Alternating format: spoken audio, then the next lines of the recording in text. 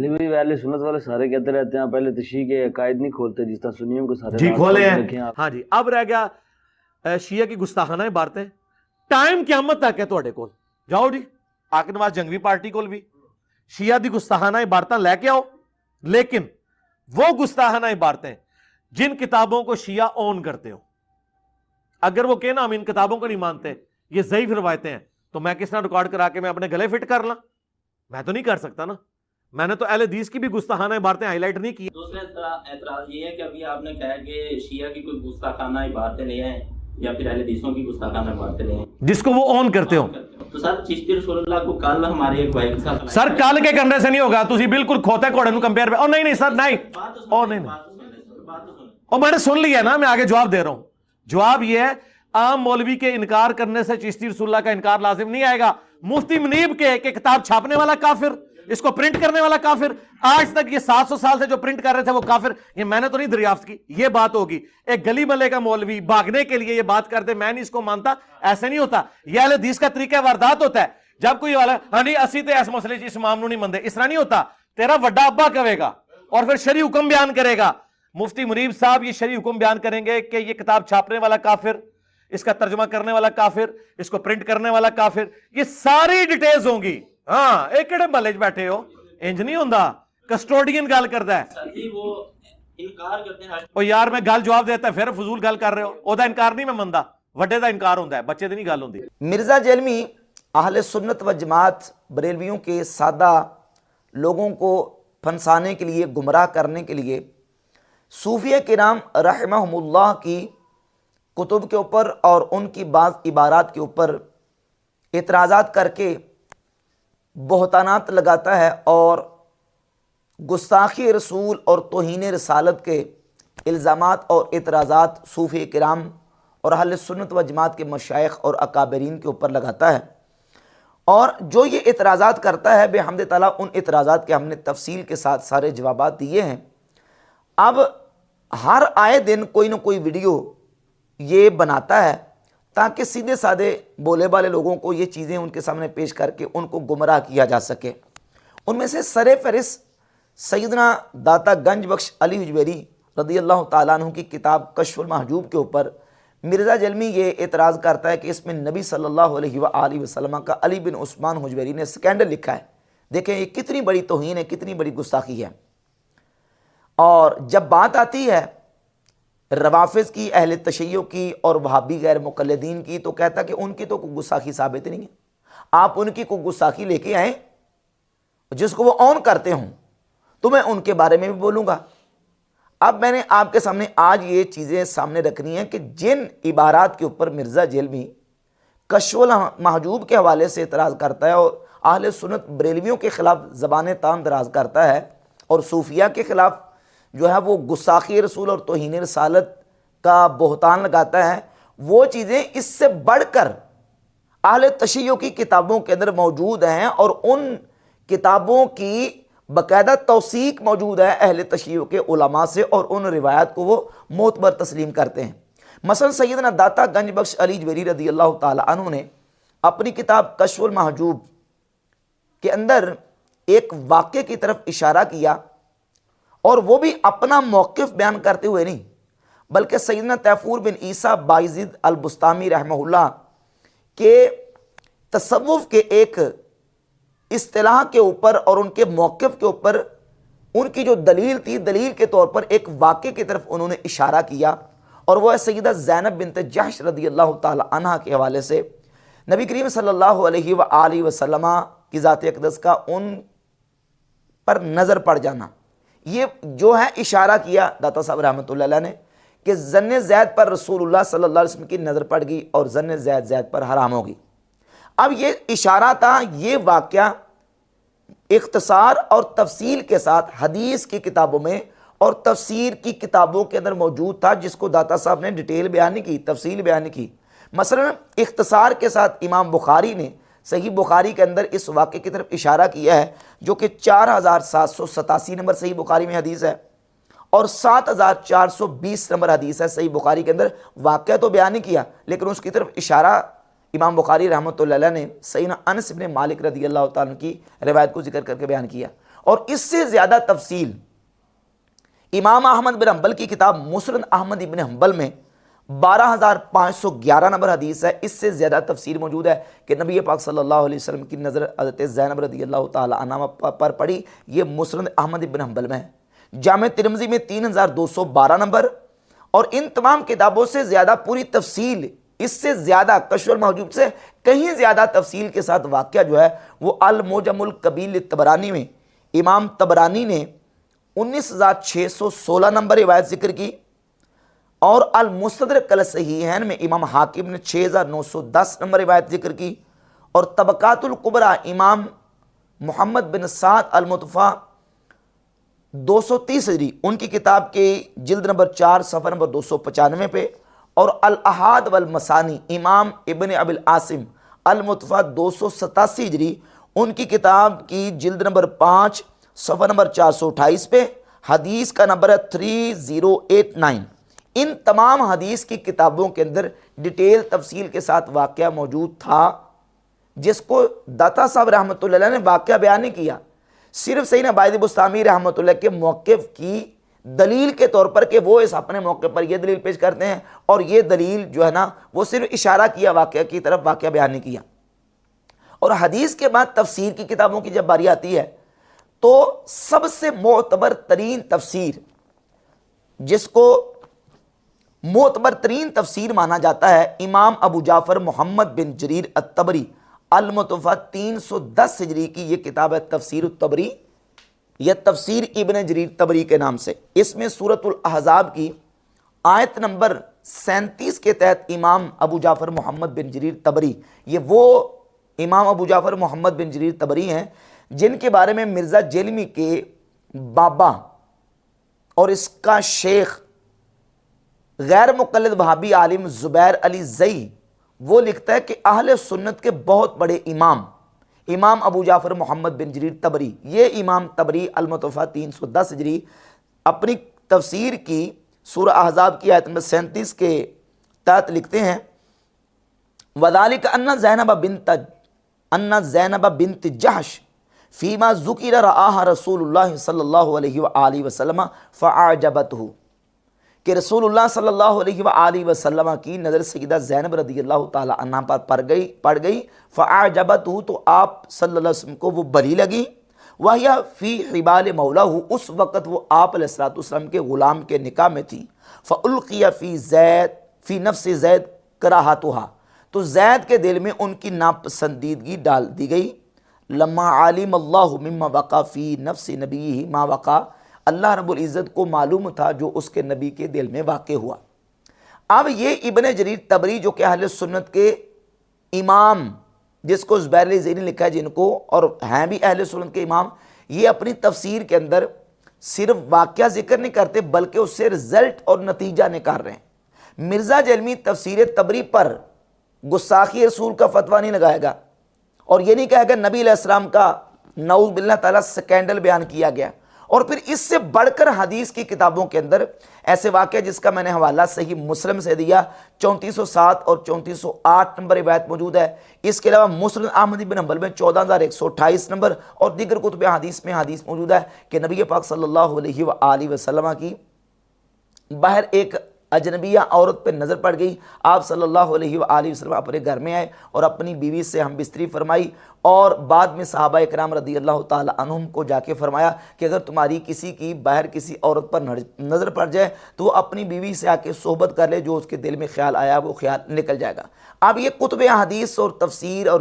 کتابوں سیرت کی کتابوں کے اندر یہ واقعہ جس کو محدثین مفسرین نے بیان کیا، داتا صاحب نے واقعہ نہیں بیان کیا، صرف اشارہ کیا. تو ان تمام تفسیر حدیث اور سیرت کی کتابوں پر کوئی گستاخی رسول کا فتویٰ نہیں، کوئی سکینڈل کا ایشو، اور یہ ساری چیزیں مرزا جیلمی اپنی زبان سے نہیں نکالتا، صرف کشف المحجوب کے اوپر اعتراض کرتا ہے تاکہ بریلویوں کے سادہ لوگوں کو اپنے دام تزویر میں پھنسایا جا سکے اور ان کو جو ہے وہ اپنا جو ہے وہ چورن ان کے سامنے بیچا جا سکے. اب کہتا جی کہ آپ، سوال یہ ہوا تھا کہ آپ اہل تشیع کی گستاخیاں کیوں ہائی لائٹ نہیں کرتے؟ کہتا آپ ان کی گستاخی لے کے آئیں جس کو وہ اون کرتے ہوں. اب یہ واقعہ جو ہے اہل تشیع کی کتابوں کے اندر بھی ڈیٹیل اور تفصیل کے ساتھ موجود ہے، اور اہل تشیع کے علماء نے اس واقعے کو ڈیفینڈ بھی کیا اور اس کو معتبر قرار دیا۔ اس میں سے یہ عیون و اخبار رضا، یہ اہل تشیع کے بہت بڑے عالم ابن بابویہ القمی المتوفی 381 ہجری کی کتاب ہے عیون و اخبار رضا، امام رضا رضی اللہ تعالی عنہ سے اس کتاب کے صفحہ نمبر 161 پر، اور اس کے علاوہ یہ اہل تشیع کی معتبر کتاب ہے تفسیر قمی علی بن ابراہیم القمی،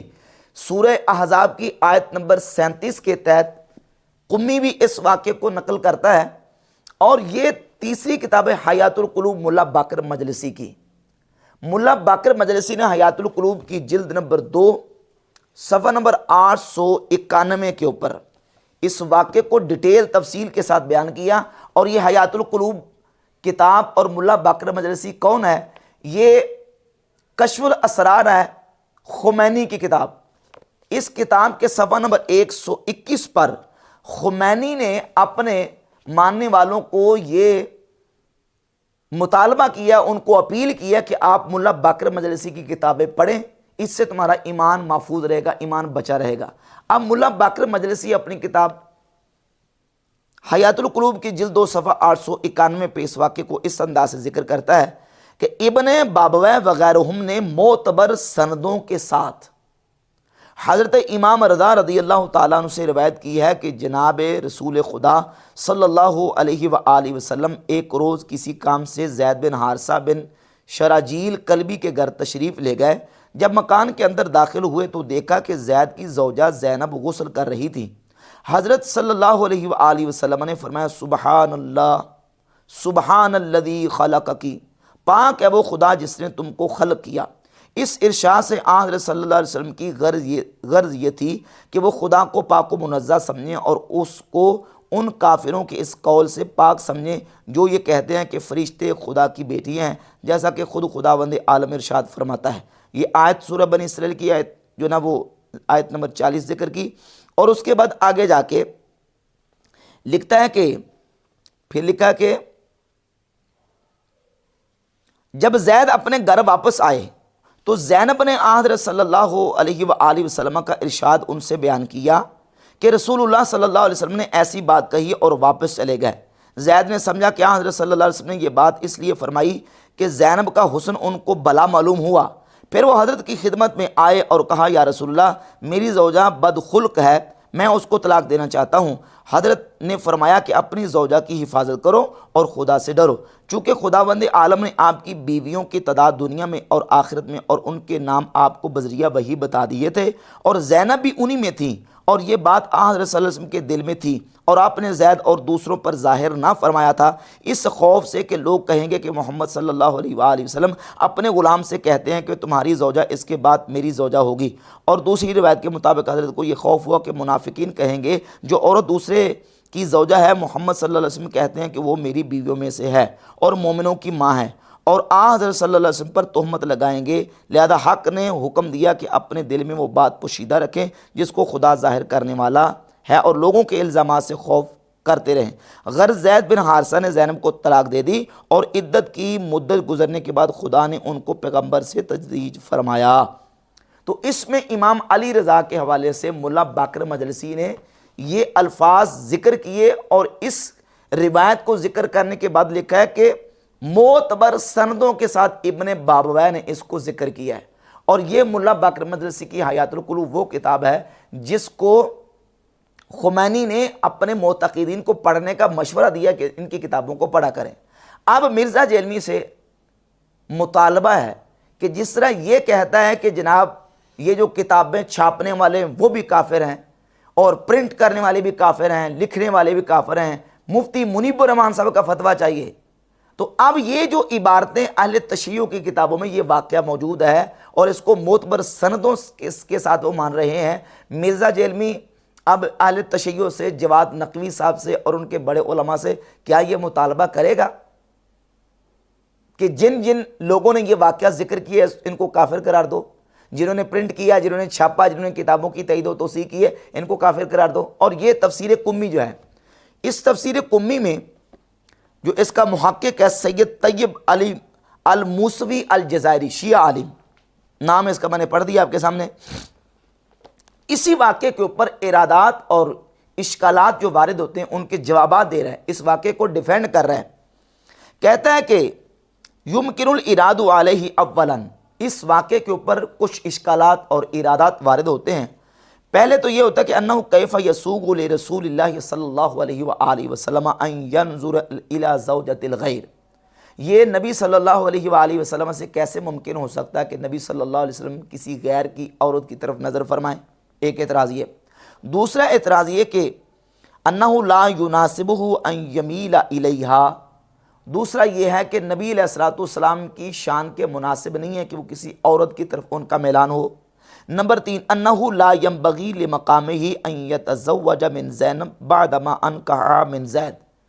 تیسرا یہ کہ نبی صلی اللہ علیہ وآلہ وسلم کی شان نہیں ہے کہ اپنے غلام کے ساتھ نکاح کرنے کے بعد حضرت زینب رضی اللہ تعالی عنہا کے ساتھ ادھر گزرنے کے بعد نکاح کریں، لأنہ ان کانا جائزن، کہتے ہیں اگرچہ جائز ہے، الا ان رسول اللہ صلی اللہ علیہ وسلم کانا بمنزلۃ ابیہ وہذا لا یفعلہ العامی، تو اگرچہ جائز ہے لیکن رسول اللہ صلی اللہ علیہ وآلہ وسلم اپنی امت کے لیے باپ کے مرتبے اور درجے میں ہیں، اور نبی صلی اللہ علیہ وآلہ وسلم کی شان کے یہ مناسب نہیں ہے، یہ عام شخص کے مناسب نہیں ہے، تو نبی علیہ الصلوۃ والسلام کی ذات وہ ہے۔ فکیف النبی العظم الذی اسوتہ تتبع، تو نبی پاک علیہ الصلوۃ والسلام تو نبی اعظم ہیں جن کا اسوہ جو ہے اس کی اتباع کی جانی ہے اور اتباع کی جاتی ہے، نبی علیہ الصلوۃ والسلام کی شان کے یہ لائق کیسے ہو سکتا ہے؟ تو اس کا جواب دیتے ہوئے طیب موسوی شیعہ عالم نے لکھا ہے لعل هذه الواقعۃ کانت قبل نزول آیت الحجاب والنہی عن النظر الی الاجنبیہ، کہتا ہے یہ نبی علیہ الصلوۃ والسلام کی سیدہ زینب رضی اللہ تعالیٰ عنہ پر نظر پڑی، ہو سکتا ہے کہ یہ واقعہ نزول حجاب سے پہلے کا ہو اور اجنبیہ عورت کی طرف دیکھنے کی ممانعت سے پہلے کا ہو، اور یقیناً یہ واقعہ پہلے کا ہے۔ اور دوسرا یہ کہتا ہے وعلی فرض کونہا بعدہ، اگر ہم یہ کہیں کہ یہ واقعہ بعد کا بھی ہے تو انہ لا اشکال فی جواز نظرۃ الاولی اتفاقاً، تو یہ اتفاقاً ایک پہلی مرتبہ نظر تھی، اتفاقاً پہلی مرتبہ نظر پڑ جانا یہ ممنوع نہیں ہے، یا تو یہ واقعہ حجاب فرض ہونے سے پہلے کا ہے اور یہ حجاب فرض ہونے کے بعد کا بھی ہو، تب بھی جو اچانک نظر پڑ جاتی ہے وہ اچانک پڑی ہوئی نظر شرعاً ممنوع اور ناجائز نہیں ہے۔ اور پھر دوسرے سوال کا جواب لکھتے ہوئے لکھتا ہے کہ ان میل النفس الی کل شیء حسن واعجابها به من مقتضیات الفطرۃ الانسانیہ، یہ طیب موسوی شیعہ عالم لکھتا ہے القمی کی تفسیر کے حاشیے میں کہ اچھی چیز کی طرف نفس کا میلان اور اس کا اچھا لگنا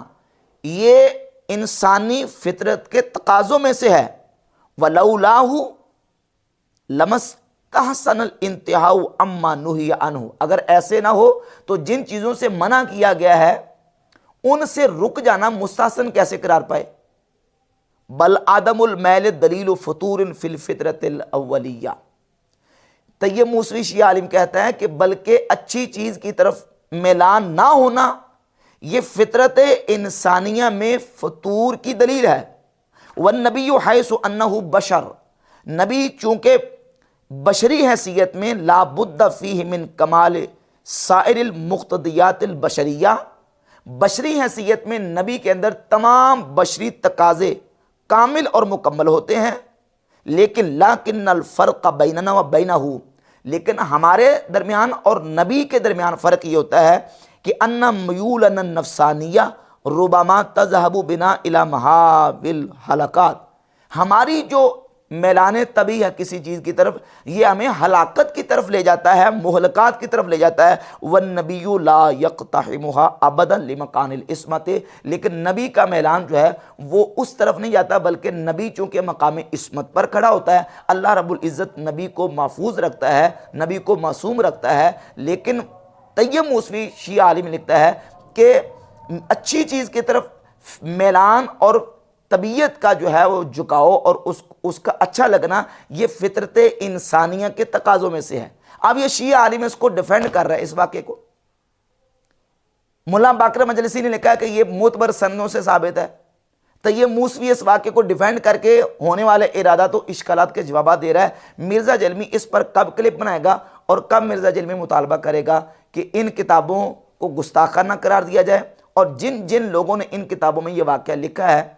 ان کو کافر قرار دیا جائے۔